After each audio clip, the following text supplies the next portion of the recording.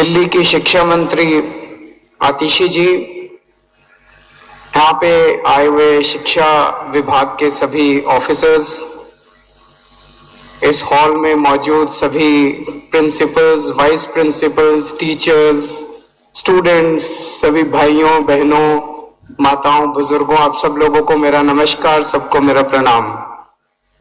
सबसे पहले शिक्षक दिवस की आप सब लोगों को बहुत बहुत शुभकामनाएं। दिल्ली के सभी शिक्षकों को शुभकामनाएं, देश के सभी शिक्षकों को शुभकामनाएं, दुनिया के सभी शिक्षकों को बहुत बहुत शिक्षक दिवस की शुभकामनाएं।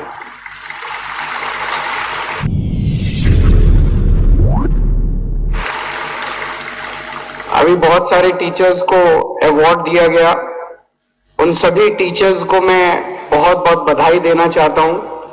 उन्होंने अपने अपने क्षेत्र में, किसी ने किसी क्षेत्र में, किसी ने किसी क्षेत्र में अलग अलग तरह के काम किए, कई प्रिंसिपल्स को अवार्ड दिया गया, उन सबको मैं बहुत बहुत बधाई देना चाहता हूं। आप लोग इसी तरह से अपने काम में आगे बढ़ते रहे, खूब तरक्की करें, खूब बच्चों को पढ़ाएं, ऐसी मैं भगवान से प्रार्थना करता हूं। आज का दिन दिल्ली के लिए खासकर विशेष दिन होता है।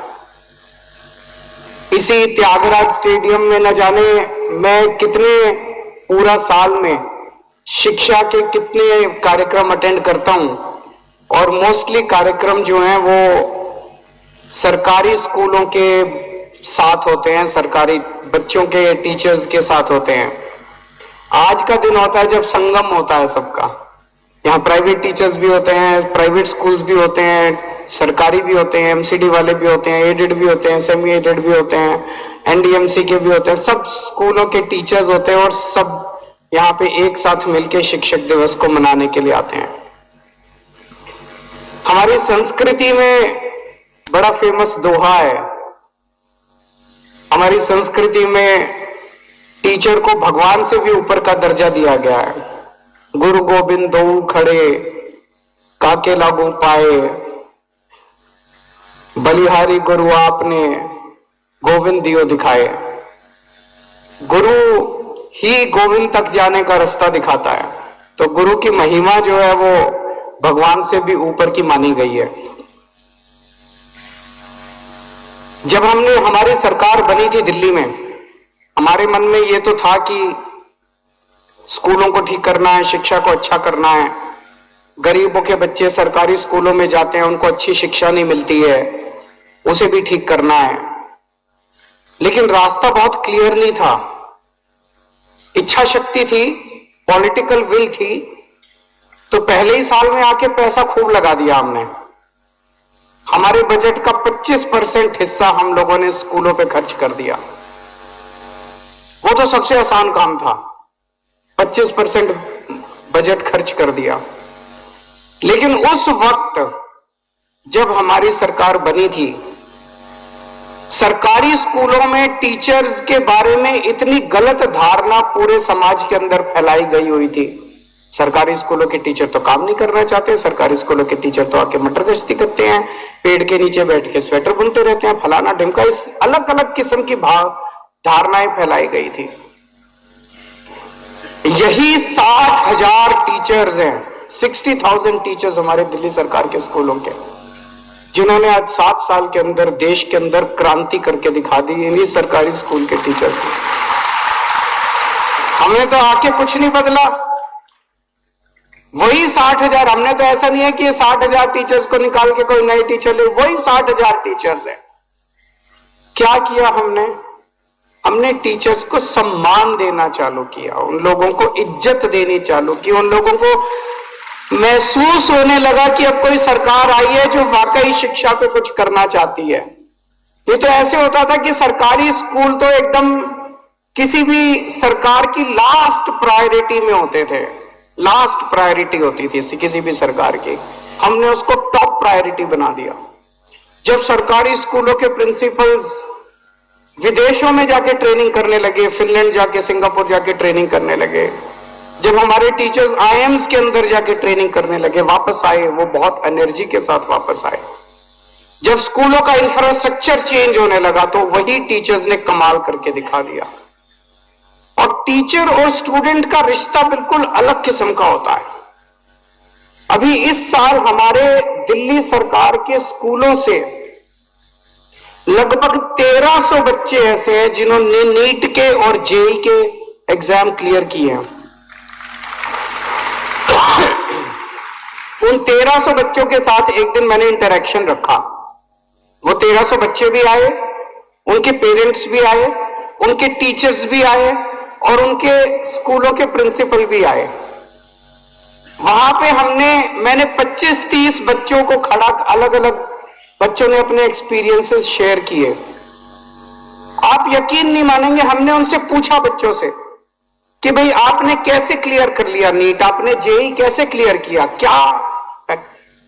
हर बच्चे ने, एक भी बच्चा ऐसा नहीं था हर बच्चे ने अपने टीचर्स की तारीफ की। मेरे इस टीचर ने मेरी बड़ी मदद की, मेरे केमिस्ट्री के टीचर ने मेरी मदद की, मेरे फिजिक्स के टीचर ने आउट ऑफ द वे जाके।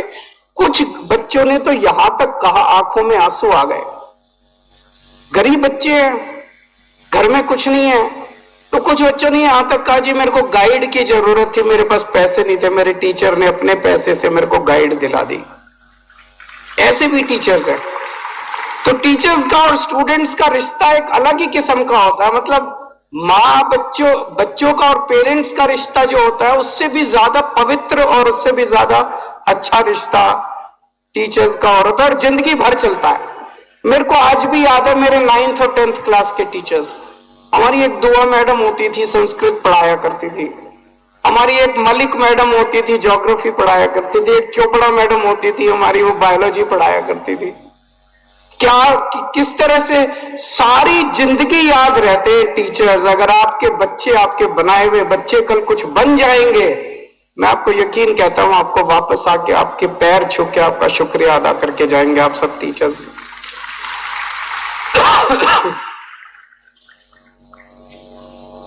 समाज वही आगे बढ़ता है जिसमें सबसे ज्यादा रुतबा, सबसे ज्यादा इज्जत टीचर्स को दी जाती है।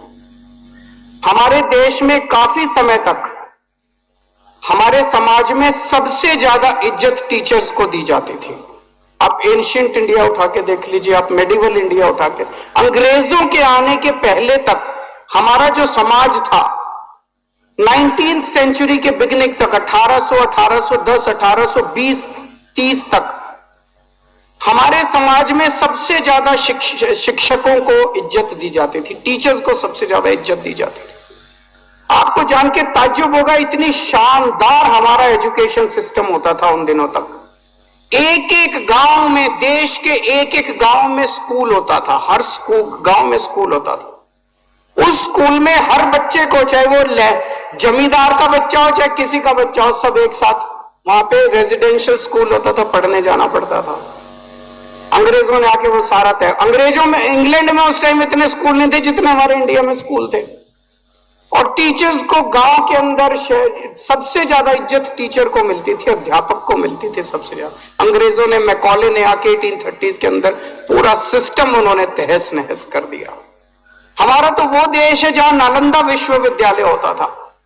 पूरी दुनिया से और खासकर पूरे एशिया से बच्चे पढ़ने के लिए नालंदा विश्वविद्यालय, दुनिया का टॉप की यूनिवर्सिटी होती थी नालंदा विश्वविद्यालय।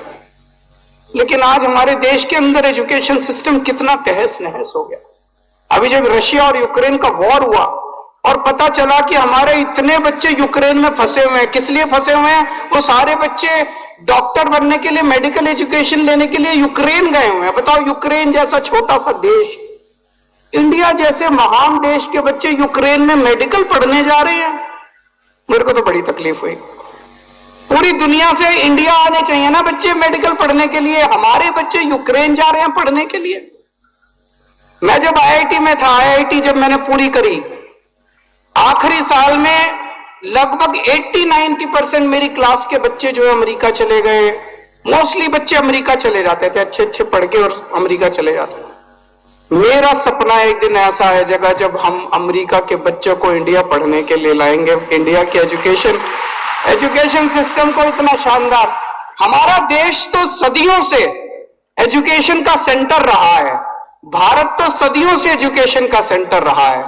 इसको वापस अपने को एजुकेशन का सेंटर बनाना है।